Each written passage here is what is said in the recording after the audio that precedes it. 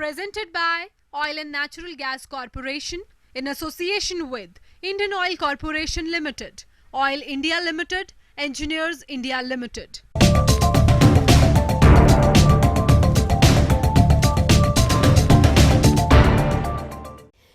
Namaskar and a very warm welcome to all you ladies and gentlemen to the ETV Dialogue on Unlocking India's Hydrocarbon Potential.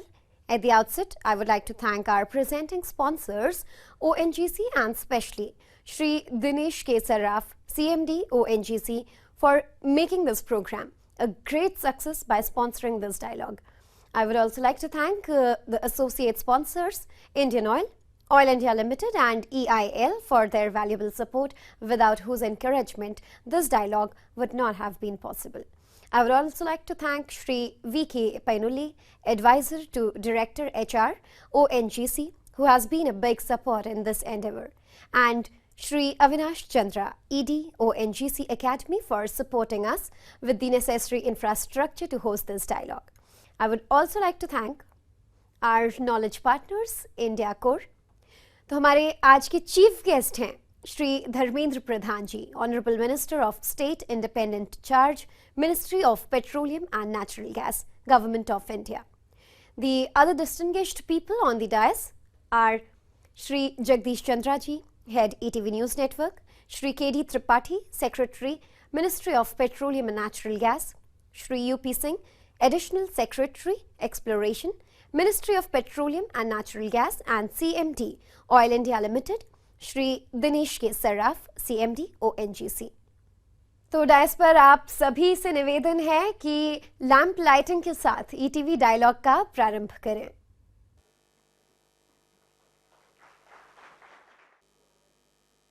और अब मैं request करती हूँ श्री जगदीश चंद्रा जी से कि वो फूलों के साथ हमारे आज के चीफ गेस्ट श्री धर्मेंद्र प्रधान जी और डायस पर अन्य गणमान्य अतिथियों का अभिनंदन करें.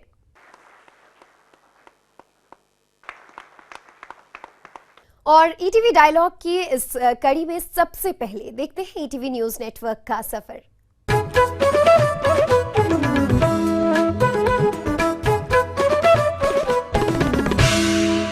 A vast and diverse country like India can be better understood in news and happenings only in the ETV way.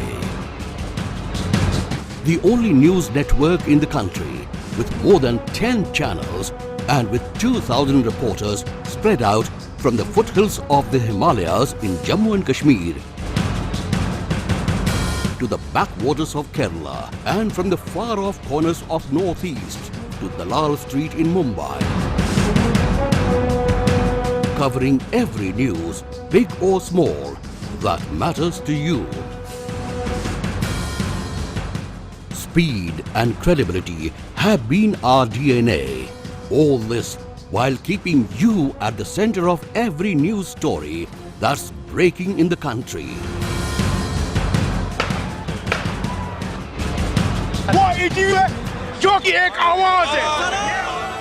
We are the voice of people. We are ETV News Network. खबर ही जीवन है. खबर ही जीवन है, और ये बताने के लिए मैं आमंत्रित करती हूँ ETV न्यूज नेटवर्क के हेड श्री जगदीश चंद्र जी को. I would like to welcome all of you in this ETV dialogue. The role of media is very important. Normally these days, media is being criticized for its negative role, negative image. With the blessings of the Honorable Minister Shri Dharmendra Pradhan, we have started this new series of dialogue with constructive and positive mind. So the basic thing is, आम आदमी तक आपके अच्छे काम को पहुंचाना ETV का काम है. ETV एक पुल का काम करेगा, एक सेतु का काम करेगा, और आज का डायलॉग, आज के सेमिनार उस दिशा का पहला कदम है. जो सब्जेक्ट हमने रखा है, आपने देखा होगा, hydrocarbon potential, achievement, challenges and future. तो सबसे बड़ी बात यह है कि ये जो मंत्रालय है आपका, this was not being considered at all a public ministry. Now with the new government And under the visionary leadership of Shri Narendra Modi, the minister has taken a new task to convert the image of the ministry, to make it public friendly, to make it people friendly. और आज का ये कार्यक्रम उसी दिशा में एक कदम है। और ऐसा लगता है कि पेट्रोलियम मिनिस्ट्री को मंत्री जी मेन स्ट्रीम में लाए हैं, इसलिए मैं इनको उसके लिए बधाई देता हूं। And the work done in the ministry is amazing. Not me. The Prime Minister was recently in Odisha. In a public meeting, the Prime Minister says that under his leadership, the ministry has done so much which could not be done in the previous 60 years. तो आप lucky हैं कि ऐसे प्रगतिशील और dynamic और pragmatic minister की leadership में आप लोग काम कर रहे हैं, और हम लोग उनकी लीडरशिप में आपके साथ मिलकर आज का संवाद जो है ये आयोजित कर रहे हैं। आज जो चैलेंज है आपके मंत्रालय के सामने, फ्रॉम ए कॉमन परसेप्शन, एक आम आदमी के व्यू से जो चैलेंज है वो चैलेंज है टेक्नोलॉजी अपग्रेडेशन का। तेल की कीमतें गिर रही हैं, 108 पे 27 पे आ गई हैं 108 से। वो एक अलग बात है कि सरकार वो फ़ायदा आम आदमी तक पास ऑन नहीं कर रही है। वो मंत्री जी बताएंगे क्यों नहीं कर रहे हैं, सरकार की क्या मजबूरियां हैं, अरुण जेटली जी क्यों नहीं करना चाह रहे या कर नहीं पा रहे हैं, क्या है। लेकिन ये चुनौती जो है ये आज मंत्रालय के सामने है, इन रिसोर्सेज को एक्सप्लोर करने की और एक्सप्लोर करने के बाद में फिर उसको वायबल बनाने की। तो इन सब विषयों पर चर्चा करने के लिए आज हम यहाँ मिले हैं। और जहाँ तक ETV का सवाल है, बहुत ब्रीफली मैं कहना चाहूँगा, we are the voice of the people of this country. We are the largest network in this country with our 20 channels and 20 crore viewership. तो कुल मिला के क्या है कि 6 महीने के बाद में आज भी हम लार्जेस्ट हैं, 6 महीने के बाद में द लार्जेस्ट हो जाएंगे इस देश में। और ये अहंकार या अभिमान की बात नहीं है। Thank you so much. A very interesting AV, ladies and gentlemen, and this has been created by ETV News Network. I would love to present that. देश का सबसे बड़ा न्यूज नेटवर्क यानी ETV न्यूज नेटवर्क हर पल आप तक खबरें लाने के अपने वादे पर कायम है और इस सिलसिले को आगे बढ़ा रही है हमारी एक नई कोशिश ETV Dialogues। इस कड़ी में आज हम बात करेंगे अनलॉकिंग इंडियाज हाइड्रोकार्बन पोटेंशियल।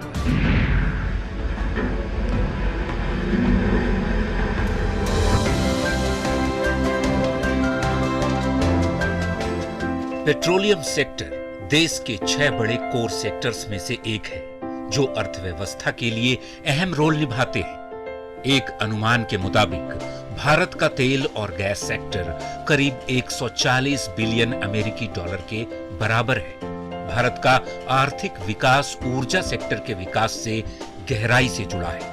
इस सेक्टर के तेज विकास के लिए सरकार ने कई अहम कदम उठाए हैं। नरेंद्र मोदी सरकार के आने के बाद इस सेक्टर पर ज्यादा ध्यान दिया जा रहा है। पेट्रोलियम मंत्री धर्मेंद्र प्रधान व्यक्तिगत रूप से तेल और गैस सेक्टर के तेज विकास में रुचि ले रहे हैं और उनके कार्यभार संभालने के बाद से इस सेक्टर में काफी बदलाव देखने को मिल रहा है।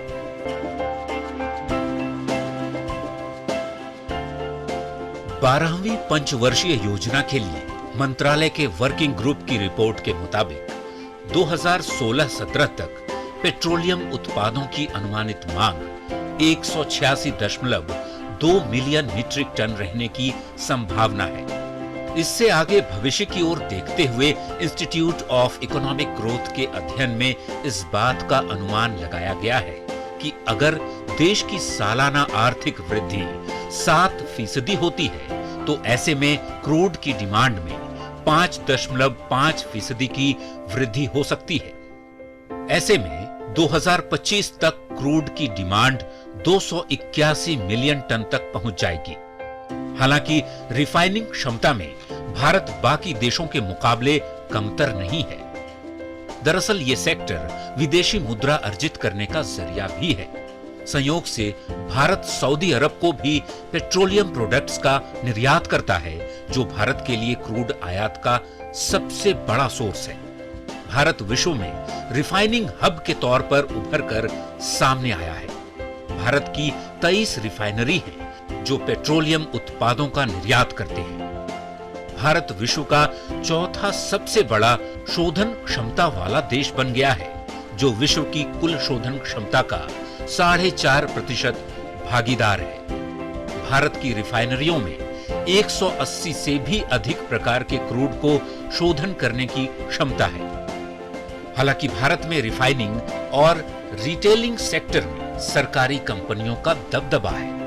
पिछले कुछ समय से निजी कंपनियों के मुकाबले सरकारी कंपनियों ने अपनी क्षमता का विस्तार किया है, लेकिन अभी भी इस सेक्टर में काफी संभावनाएं हैं।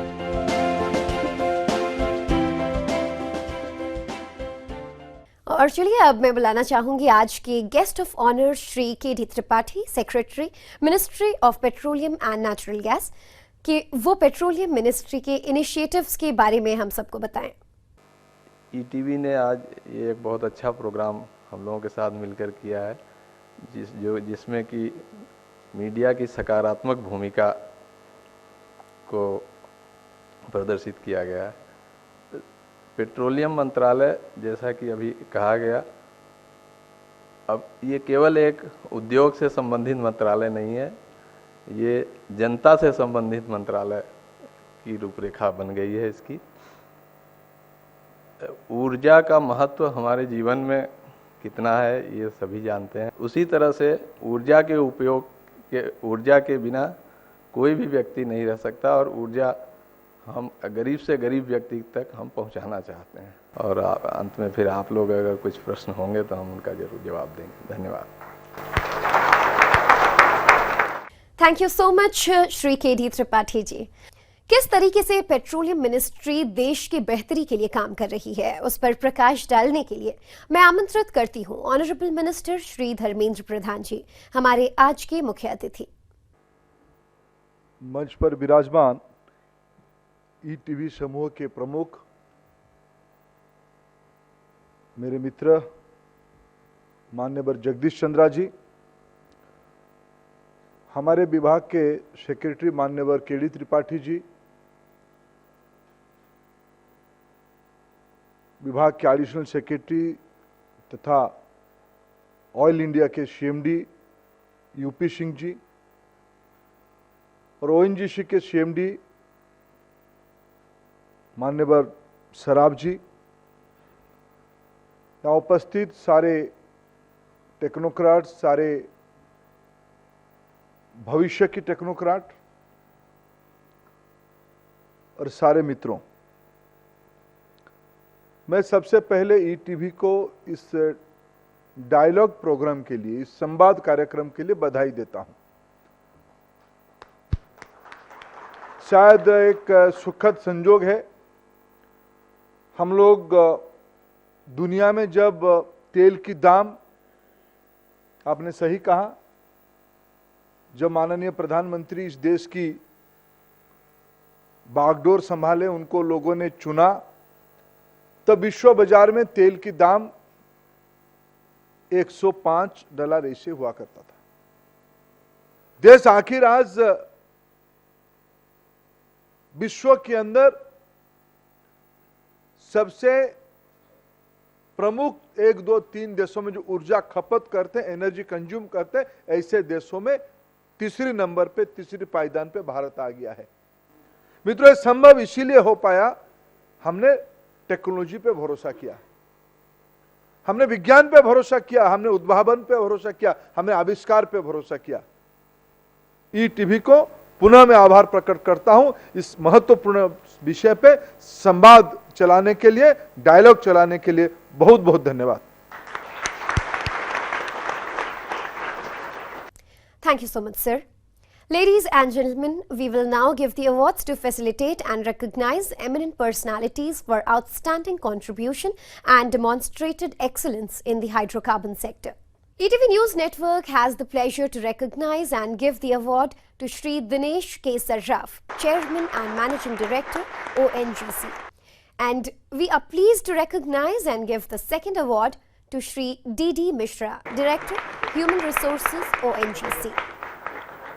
जगदीश जी की मार्गदर्शन तो है ही, इसकी सारे के पीछे मेरे मित्र कुणाल की भी बहुत बड़ी भूमिका है। मैं उसको भी संवाद को चलाने के लिए धन्यवाद देता हूं। Thank you so much sir. और अब मैं ईटीवी के न्यूज़ नेटवर्क के नेशनल एडिटर श्री आशित कुणाल जी से निवेदन करूंगी वोट ऑफ थैंक्स के लिए। Honorable Minister Petroleum and Natural Gas Dharmendra Pradhan ji, it's my pleasure and privilege to propose vote of thanks here today. Schemes like Give It Up, DBTL, Pahal, Consumer Helpline, etc. and response by general public to these schemes prove that this ministry has caught the attention of the common man.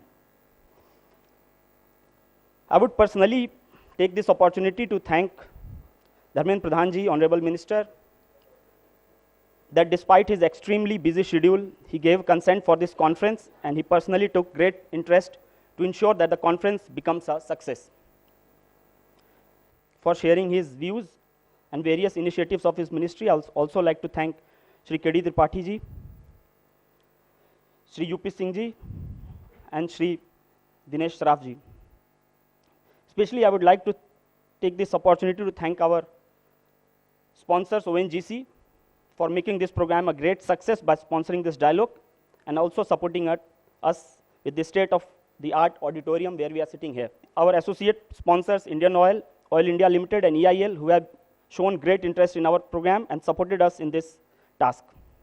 I'll also like to thank our knowledge partner, India Core. I'll take this opportunity to thank our ETV News Network head, Jagdish Chandra ji, who has been the guiding force for this dialogue. Thank you so much, Mr. Ashit. We will now proceed towards the panel discussion on unlocking India's hydrocarbon potential. The panel discussion will be moderated by Dr. S.J. Chopra, Chancellor, University of Petroleum and Energy Studies. Among the eminent panelists, we have Shri U.P. Singh, Additional Secretary Exploration, Ministry of Petroleum and Natural Gas and CMD, Oil India Limited. Shri Dinesh K. Saraf, CMD, ONGC. I would now request Dr. S.J. Chopra to give his opening remarks and to please moderate the panel discussion. I think we must congratulate ETV for this dialogue series that they have initiated. As we all appreciate that the GDP of any country is linked with the primary energy demand, and our energy demand is expected to double by 2030, although our production is limited.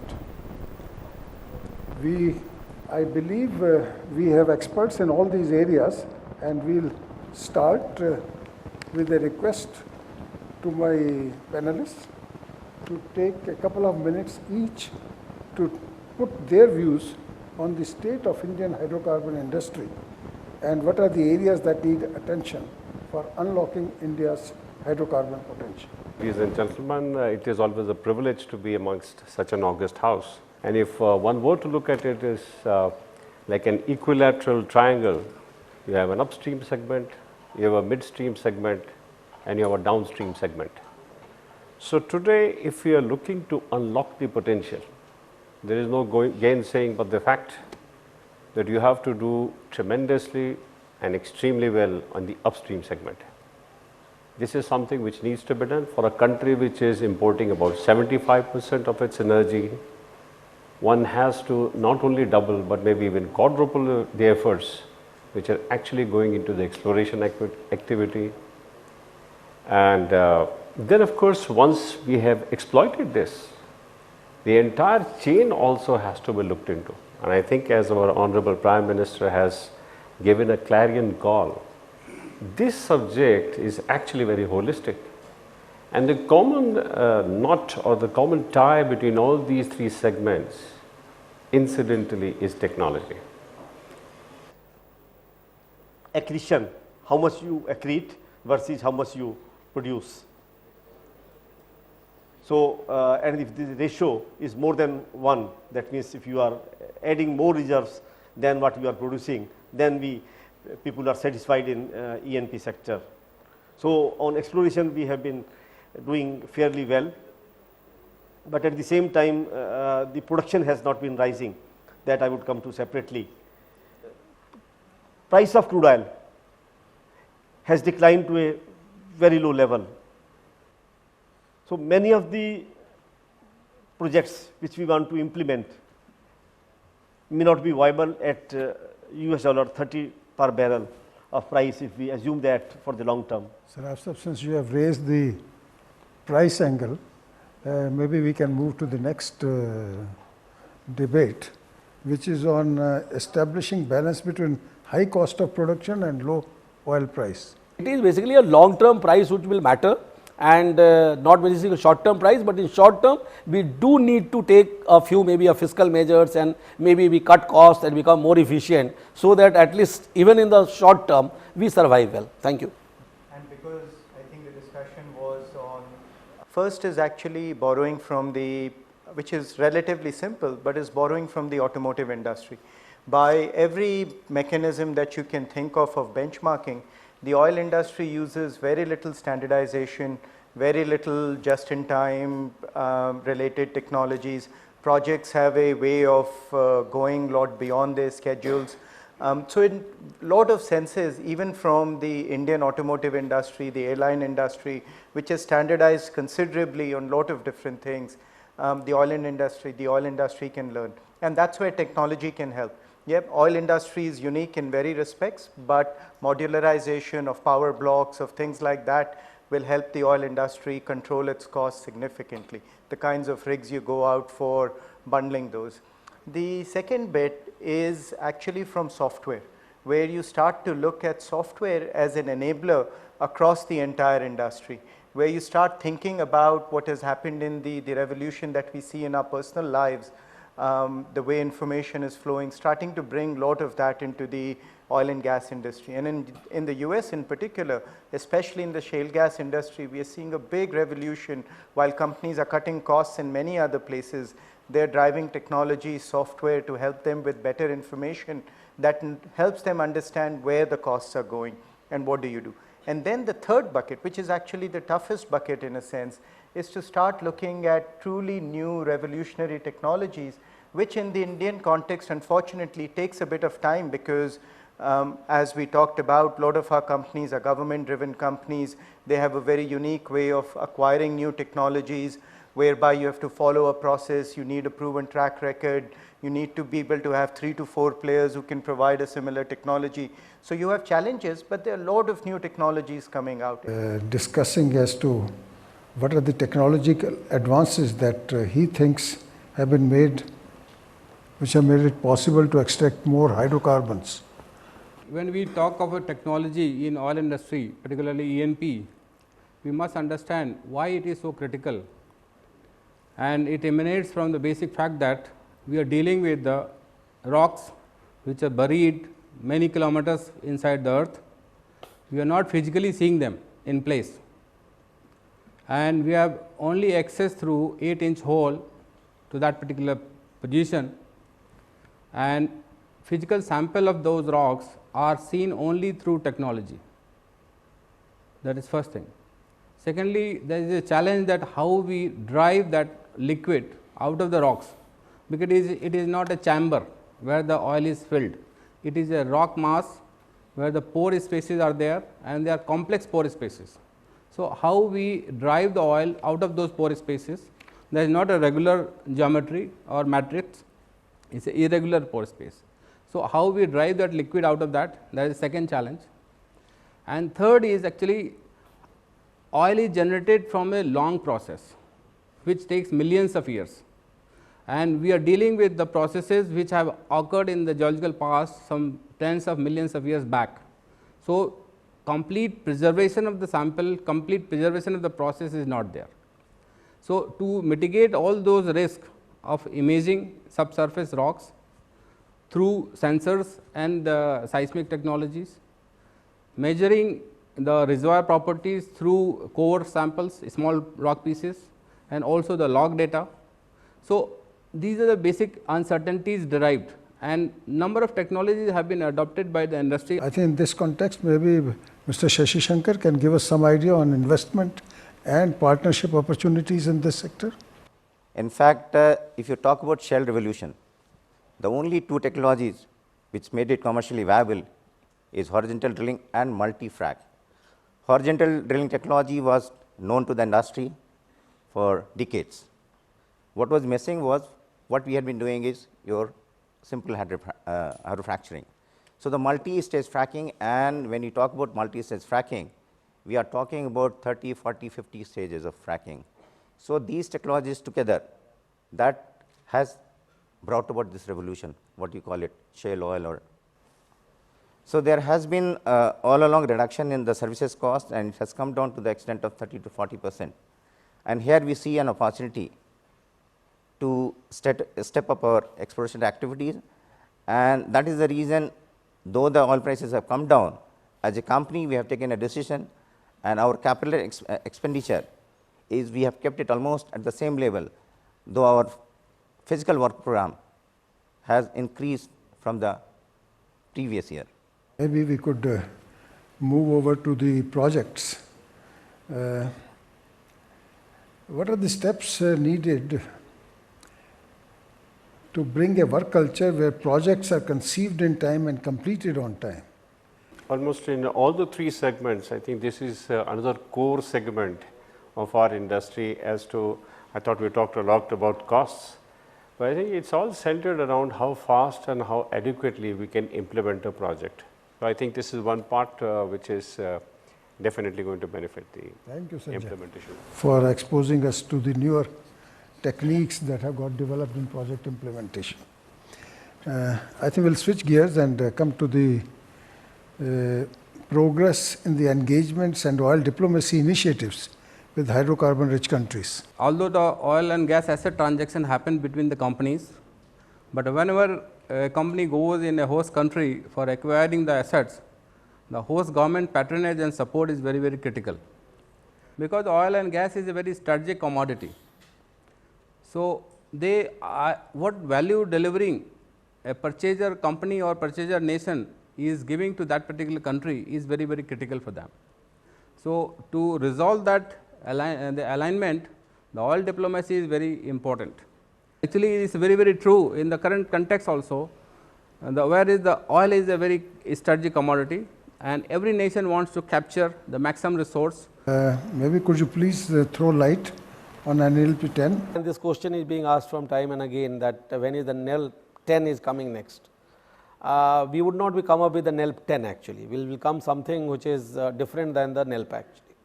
What has happened that over the experience of 9 NELP rounds, we have learned a lot of lessons from that, and basically now we have almost formulated a new policy based on the lessons learned over. As far as readiness is concerned, maybe in couple of months we would be readiness for the next bidding round under uniform licensing policy. Thank you, sir.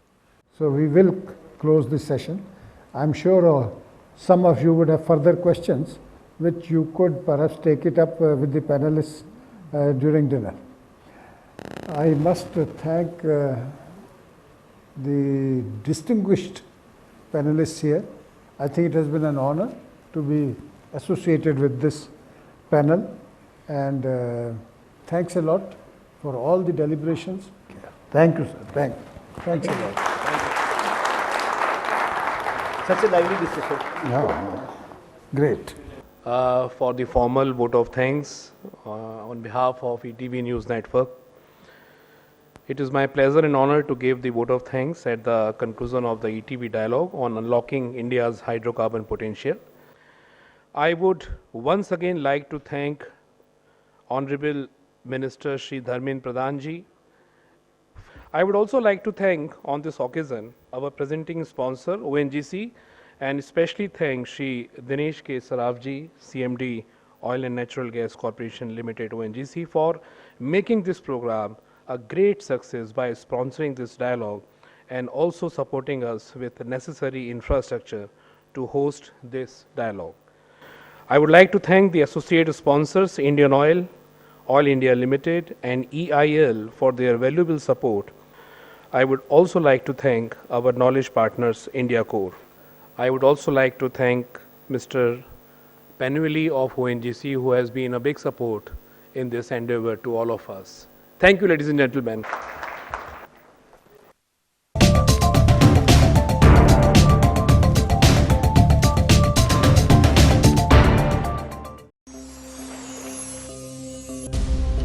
हम आपके हर पल में शामिल हैं। शाम का दिया जलाने से लेकर आपके शहर रोशन रखने तक दौड़ती सड़कों पर रफ्तार हैं